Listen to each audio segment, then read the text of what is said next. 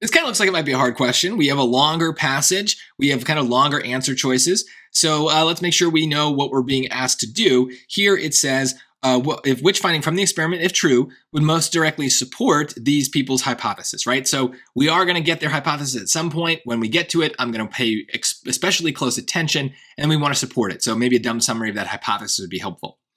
Ochre sea stars live in tidal pools along the shoreline of the Pacific Ocean. At night, they move to higher shore levels in search of prey.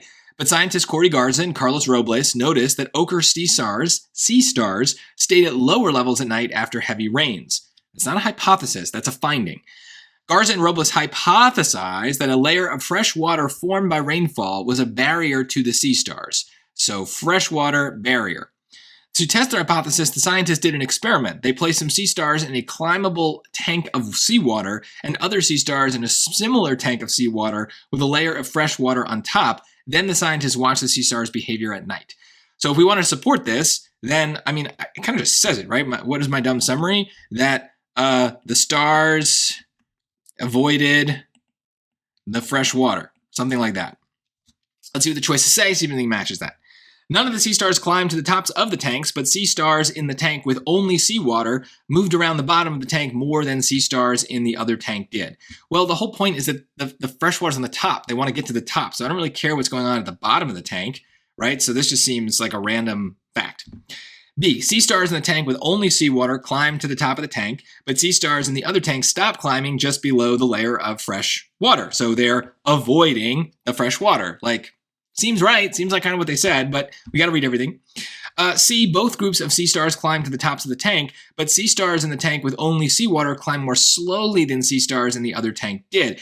Now, the problem is we want the fresh water to be the problem.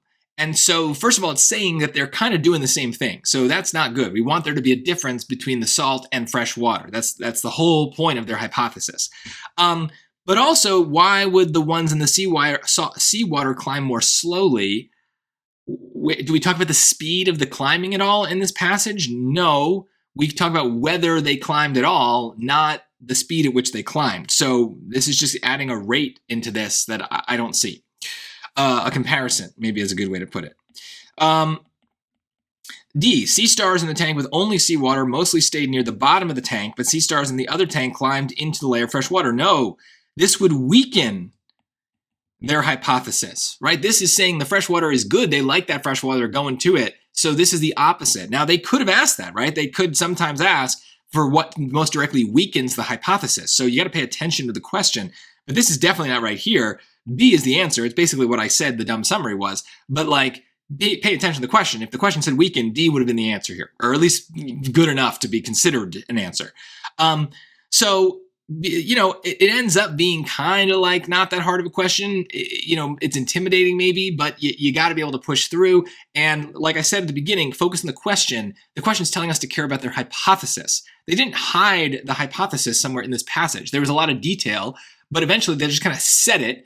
And then I summarized it. I didn't really need to because it was like pretty much just what it was pretty transparent what it was saying. So just notice the things that they want you to notice and you should be fine. And then try to notice them in the choices as well and you should be fine. This isn't so bad as far as these kind of science experiment questions go.